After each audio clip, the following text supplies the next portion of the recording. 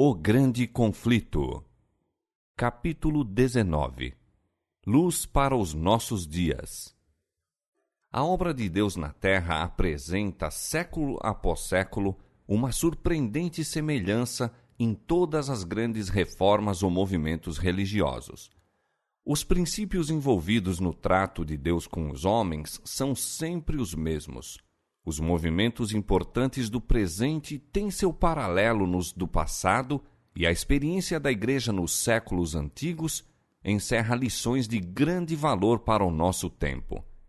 Nenhuma verdade é mais claramente ensinada na Escritura do que aquela segundo a qual Deus, pelo seu Espírito Santo, dirige de maneira especial seus servos sobre a terra nos grandes movimentos que têm por objetivo promover a obra da salvação. Os homens são instrumentos nas mãos de Deus, por ele empregados para cumprirem seus propósitos de graça e misericórdia. Cada um tem a sua parte a desempenhar. A cada qual é concedida uma porção de luz adaptada às necessidades de seu tempo e suficiente para o habilitar a efetuar a obra que Deus lhe deu a fazer.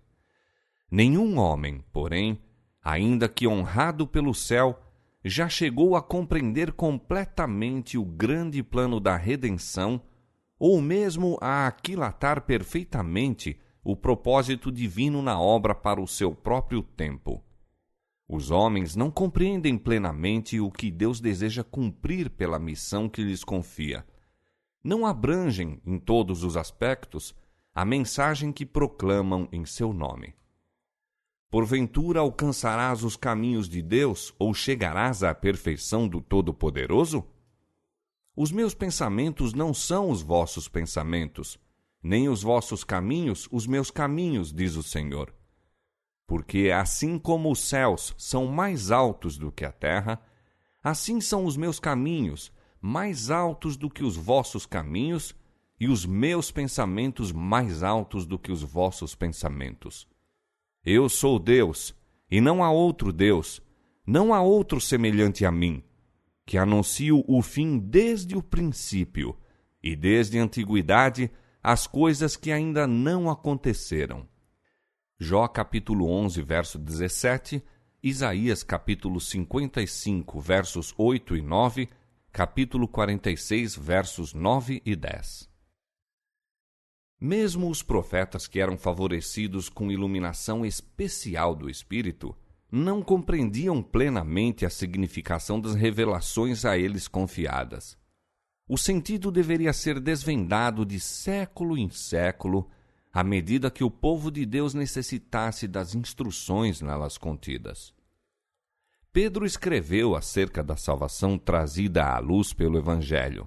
Diz: da qual salvação inquiriram e trataram diligentemente os profetas que profetizaram da graça que vos foi dada, indagando que tempo ou que ocasião de tempo o Espírito de Cristo, que estava neles, indicava, anteriormente testificando os sofrimentos que a Cristo haviam de vir e a glória que se lhes havia de seguir, aos quais foi revelado que não para si mesmos, mas para nós eles ministravam.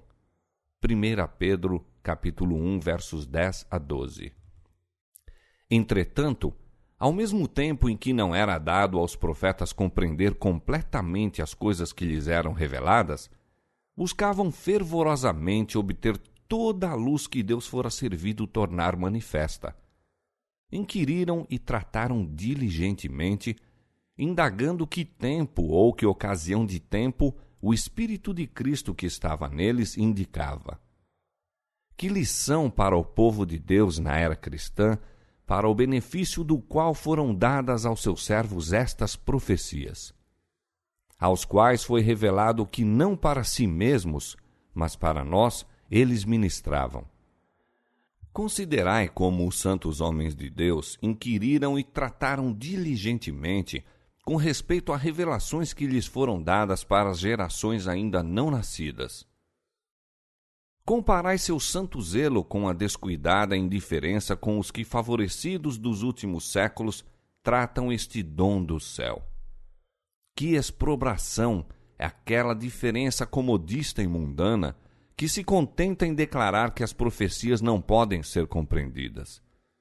Posto que a mente finita do homem não seja apta a penetrar nos conselhos do ser infinito, ou compreender plenamente a realização de seus propósitos, muitas vezes é por causa de algum erro ou negligência de sua parte que tão palidamente entendem as mensagens do céu.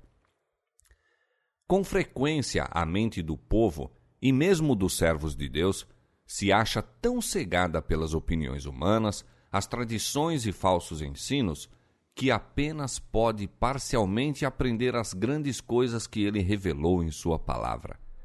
Assim foi com os discípulos de Cristo, mesmo quando o Salvador estava com eles em pessoa.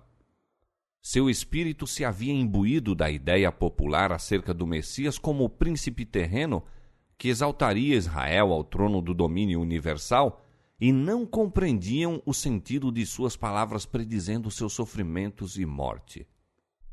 O próprio Cristo os enviara com a mensagem: o tempo está cumprido e o reino de Deus está próximo. Arrependei-vos e crede no Evangelho. Marcos capítulo 1, verso 15. Aquela mensagem era baseada na profecia de Daniel capítulo 9. Há 69 semanas, declarou o anjo, estender-se-iam até o Messias, o príncipe, e com grandes esperanças e antecipado gozo, aguardavam o estabelecimento do reino do Messias em Jerusalém, a fim de governar sobre a terra toda. Pregavam a mensagem que Cristo lhes confiara, ainda que eles próprios compreendessem mal a sua significação. Ao passo que seu anúncio se baseava em Daniel capítulo 9, verso 25, não viam no versículo seguinte do mesmo capítulo que o Messias deveria ser tirado. Desde a nascença haviam fixado o coração na antecipada glória de um império terrestre, e isto lhes cegava igualmente a compreensão das especificações da profecia e das palavras de Cristo. Cumpriram seu dever apresentando à nação judaica o convite de misericórdia, e então, no mesmo tempo em que esperavam ver o Senhor ascender ao trono de Davi, viram-no ser agarrado como malfeitor, açoitado, escarnecido, condenado e suspenso à cruz do Calvário. Que desespero e angústia oprimia o coração dos discípulos durante os dias em que seu Senhor dormia no túmulo. Cristo viera no tempo exato e da maneira predita na profecia. O testemunho das Escrituras fora cumprido em todos os detalhes de seu ministério. Pregara a ele a mensagem da salvação e sua palavra era com autoridade. O coração de seus ouvintes havia testemunhado ser ela do céu. A palavra e o Espírito de Deus atestavam a missão divina do Filho. Os discípulos ainda se apegavam com imperecível afeição ao Mestre amado, e, não obstante, traziam o espírito envolto em incerteza e dúvida. Em sua angústia, não se lembravam então das palavras de Cristo, que de antemão indicavam seu sofrimento e morte. Se Jesus de Nazaré fosse o verdadeiro Messias, teriam eles sido assim imersos em pesar e decepção? Esta era a pergunta que lhes torturava a alma enquanto o Salvador jazia no sepulcro durante as desesperadoras horas daquele sábado que mediou entre sua morte e sua ressurreição. Conquanto a noite de tristeza caísse tenebrosa em redor dos seguidores de Jesus, não foram eles, contudo, esquecidos. Diz o profeta: se morar nas trevas, o Senhor será a minha luz. Ele me trará a luz e eu verei a sua justiça. Nem ainda as trevas me escondem de ti, mas a noite resplandece como o dia. As trevas e a luz são para ti a mesma coisa. Deus falou: aos justos nasce luz nas trevas. E guiarei os cegos por um caminho que nunca conheceram, fá-los-ei caminhar por veredas que não conheceram. Tornarei as trevas em luz perante eles, e as coisas tortas farei direitas. Estas coisas lhes farei, e nunca os desampararei. Miqueias capítulo 7, versos 8 e 9, Salmo 139, verso 12, 112, verso 4, Isaías 42, verso 16. O que os discípulos haviam anunciado em nome do Senhor era correto em todos os pormenores e os acontecimentos preditos estavam mesmo então a ocorrer. O tempo está cumprido, o reino de Deus está próximo. Havia sido a sua mensagem. A terminação do tempo, as 69 semanas de Daniel capítulo 9, as quais se deveriam estender até ao Messias, o ungido, Cristo recebera a unção do Espírito, depois de ser batizado por João no Jordão.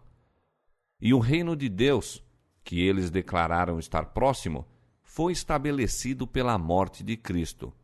Este reino não era, como eles haviam sido ensinados a crer, um domínio terrestre. Tampouco deveria ser confundido com o reino futuro, imortal, que será estabelecido quando o reino, o domínio e a majestade dos reinos debaixo de todo o céu serão dados ao povo dos santos do Altíssimo, reino eterno, no qual todos os domínios o servirão e lhe obedecerão. Daniel capítulo 7, verso 27. Conforme é usada na Bíblia, a expressão reino de Deus designa tanto o reino da graça como o de glória. O primeiro é apresentado por Paulo na Epístola aos Hebreus. Depois de apontar para Cristo, o compassivo intercessor que pode compadecer-se de nossas fraquezas, diz o apóstolo: Cheguemos, pois, com confiança ao trono da graça, para que possamos alcançar misericórdia e achar graça. Hebreus capítulo 4, verso 16. O trono da graça representa o reino da graça, pois a existência de um trono implica a de um reino. Em muitas parábolas, Cristo usa a expressão o reino dos céus para designar a obra da graça divina no coração dos homens. Assim, o trono de glória representa o reino de glória, e a este reino fazem referência as palavras do Salvador: quando o Filho do Homem vier em sua glória, e todos os santos anjos com ele, então se assentará no trono de sua glória, e todas as nações serão reunidas diante dele. Mateus capítulo 25, versos 31 e 32. Este reino está ainda no futuro. Não será estabelecido antes do segundo advento de Cristo. O reino da graça foi instituído imediatamente depois da queda do homem, quando fora concebido um plano para a redenção da raça culpada.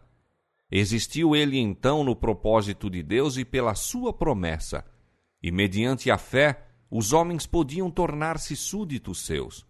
Contudo, não foi efetivamente estabelecido antes da morte de Cristo.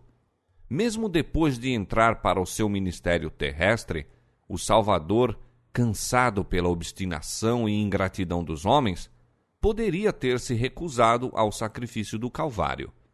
No Getsêmane, a taça de amarguras tremia-lhe na mão.